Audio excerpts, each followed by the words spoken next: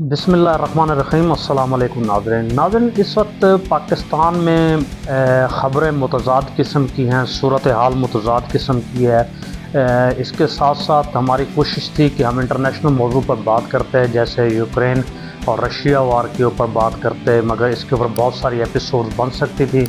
मगर इसके साथ साथ जो इस वक्त ईरान और अमेरिका के हवाले से बात हो रही है, ईरान के अंदर जो खल्फशार आया हुआ है, उस पर बात करने का बहुत ज़्यादा मौका था।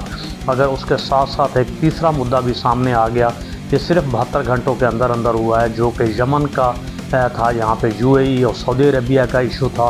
मगर उसके साथ साथ आज वेनेजुएला के अंदर भी एक बहुत बड़ा सानिया खड़ा हो चुका है। वेनेजुएला के हम तवील नहीं जाएंगे, बात क्या करेंगे कि वेनेजुएला के सदर और उनकी अहलिया को अमेरिका की जानिब से एक नामालूम मकाम पर मुंतकिल कर दिया गया है। गोया अमेरिका की तरफ से वेनेजुएला को टेक ओवर कर दिया गया है। बहरहाल ये तो एक इंटरनेशनल ख़बर है, इंटरनेशनल बात है।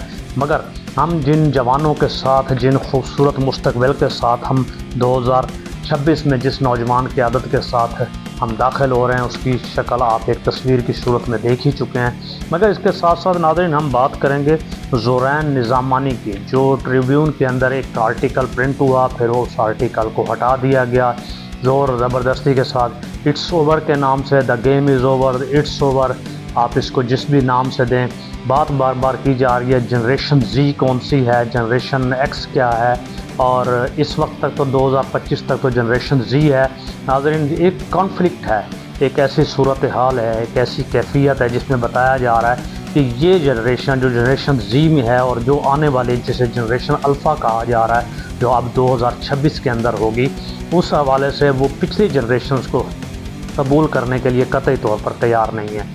नाज़रीन ये हमेशा से अलमिया होता था, होता रहा, होता आया है कि माजी के लोग जो होते हैं यकीनन अपने वक्त, अपने दोस्त, अपने अहबाब, अपना सर्कल, अपनी सोच, अपने विचार और अपने नज़रियात के मुताबिक अपने आने वाले अगले 20 से 25 साल के बाद के लोगों को हमेशा नापसंद भी किया करते हैं और नाकद भी हुआ करते हैं। नाज़रीन इस ज़ोरैन निज़ामानी के हवाले से जो उनकी वालदा हैं फ़ज़ीला कैसर, जो हमारी एक्ट्रेसेस हैं, और कैसर खान निज़ामानी ने भी एक मुकम्मल तरदीद पेश की। किस्सा मुख्तसर एक तरदीद है, एक तरदीदी बयान है जिसमें वाज़ेह तौर पर कहा गया है कि एक आउट ऑफ द वे बात की जा रही है। एआई जनरेटेड जो है उसको एक ख़ास मकसद के लिए आगे बढ़ाया जा रहा है और ख़ास सियासी जमात के लोग ख़ास अंदाज में उसको आगे से आगे बढ़ावा दे रहे हैं। ऐसी कोई हकीकत नहीं है। और इस हवाले से उनकी तरदीद भी आगे उनके साहबजादे की कि उनका किसी सियासी जमात या किसी सियासत या किसी सियासी ग्रोह से किसी तरह का ताल्लुक़ नहीं है। फ़ज़ीला काज़ी का ये भी कहना था, ये एक जेनेरिक कॉलम था जो बरसों से वो ट्रिब्यून के लिए, एक्सप्रेस ट्रिब्यून के लिए लिख रहे हैं। मगर अफसोस का आलम यह है कि अब की बार ये ज़्यादा आगे बढ़ा। नाज़रीन ये बात वहाँ से आगे बढ़ी जब इसे डिलीट करवाया गया। होना तो ये चाहिए था कि इसे अगर गो ऑन किया जाता तो कितनी पाकिस्तान में इंग्लिश न्यूज़पेपर्स की व्यूवरशिप है, यहाँ तो उर्दू न्यूज़पेपर्स की व्यूवरशिप नहीं है, मगर इंग्लिश की क्या खाक होनी थी। मगर ये करने या ये नीच हरकत या छोटी हरकत करने का नतीजा ये निकला कि इसकी मुख्तलिफ़ शक्लें, मुख्तलिफ़ जहतें, मुख्तलिफ़ रंग निकला है। अब तो ये भी कहा जा रहा है कि फ़ज़ीला काज़ी ने जिस कदर मीडिया के अंदर अपनी तमाम उम्र के अंदर खपाने के बाद जितनी शोहरत हासिल की थी, उससे कई गुना ज़्यादा शोहरत इस एक कॉलम की वजह से, उनके बेटे की वजह से उनको हासिल हो गई है। नाज़रीन हम पूरा सच क्या बयान करें, हम पूरी बात क्या बयान करें, हम पूरी बात क्या लिखें, क्या बोलें, क्या कहें। पूरा सच ना तो सुनाई देता है, ना सुना जा सकता है, ना ही पूरे सच की पजीराई कहीं की जा सकती है, और ना ही किसी को पूरा सच हज़म होता है। नाज़रीन पाकिस्तान में यूँ तो बहुत सारे मामलात हैं जहाँ करप्शन की दलदल है, जहाँ मसाइल और मसाइब हैं। मगर उसके साथ साथ आप एक और चीज़ देखें कि हमारे यहाँ हालत ये हो चुकी है कि यहाँ हेल्दी डिबेट करना मुश्किल हो चुका है, नामुमकिन हो चुका है। गुज़श्ता कुछ अरसे में, माजी करीब में है, महज चंद दिनों की बात है, आपने हिंदुस्तान के अंदर देखा एक हेल्दी डिबेट हुई। एक एथिस्ट हैं, इस जो जावेद अख्तर साहब हैं, इंडियन मीडिया और फिल्म के हवाले से एक बहुत बड़ा नाम है, और उसकी एक मौलाना साहब के साथ हुई। और आप देखें कि अब वहाँ किस कदर बाकमाल अंदाज में ये एक सेकुलर कंट्री की बेहतरीन मिसाल थी जहाँ गुफ्तगू हुई, और एक बड़े एहसन और बड़े मुदल्लल और बड़े आसान अंदाज में। मगर क्या ये सारा कुछ हमारे मुल्क में हो सकता है? यकीनन नहीं हो सकता। क्यों नहीं हो सकता? नाज़रीन ख़बर के अगले हिस्से की जाने बातें हैं। कराची यानी कायद-ए-आज़म इंटरनेशनल एयरपोर्ट के ऊपर जनाब पूरी दुनिया में सबसे बड़ा एक अनोखा और अनहोता काम हुआ है। यूँ तो गंदगी हर तरफ फैली हुई होती है हमारे एयरपोर्ट्स पर, सफाई बहैसियत मुसलमान हमारा निस्फ़ ईमान है, मगर न हमारे यहाँ ये चीज़ भी कम अज़ कम इनफरादी तौर पर भी बहुत ज़्यादा दूर है और इज्तिमाई तौर पर तो वैसे ही दूर है। अब सूरत हाल ये है कि अब FIA या एयरपोर्ट के अमले को में से एक ऑफिसर तैनात किए गए हैं और उनके साथ कुछ एहलकार लगाए गए हैं जिनका काम होगा अपना कायद-ए-आज़म इंटरनेशनल एयरपोर्ट से चूहे पकड़ना। जी हाँ, चूहे बहुत ज़्यादा हो चुके हैं। वजह ये बताई जा रही है कि माजी करीब में जनाब 3 करोड़ रुपए की एक चर्च थी जो कि वहाँ से रिसीव की गई, मगर उसको रिसीव करने के बाद जब उसकी इंक्वायरी रिपोर्ट का एंड आया तो ये बताया गया कि वो सारी की सारी चर्च जो थी मुकम्मल तौर पर चूहे खा चुके हैं। गोया चूहे खा गए या एयरपोर्ट का अमला खा गया या क्या शक्ल बनी, बहरहाल इस ओहदे के लिए एक ऑफिसर तैनात हो चुका है। ये एटमी पाकिस्तान है और यहाँ हमेशा अनोखे काम होते हैं, और जहाँ PIA के साथ अनोखे काम होते थे वहाँ ये भी मुनफरद काम है। अनोखे कामों की हम मिसाल यहाँ क्यों रोकें नाज़रीन। हमने गुफ्तगू की शुरुआत में बताया 2026 के साथ हम किन बाबों के साथ आगे बढ़ रहे हैं। उसके साथ अनोखा काम ये हुआ कि 2 चीफ़ जस्टिस, एक चीफ़ जस्टिस और एक जस्टिस साहब माजी करीब में अतर मिनल्ला और मंसूर अली शाह ने खुद साख्ता इस्तीफ़े दिए। इसका नतीजा ये निकला कि अब एक साहब को 12 करोड़ रुपए और एक साहब को 13 करोड़ रुपए 11 करोड़ रुपए पेंशन के 15 करोड़ रुपए और 16 करोड़ रुपए पेंशन की मद में वसूल हुए हैं। और ना सिर्फ 15 से 16 करोड़ रुपए दोनों ने पेंशन ही वसूल कर ली है, बल्कि दोनों साहबान ने 11 लाख और 12 लाख पर मंथ पेंशन भी अब वसूल करेंगे। मज़ीद अगर पर्स वगैरह ऐड किए जाएँ तो 13 लाख तक पेंशन इनकी चली जाएगी। ये इनका आलम है।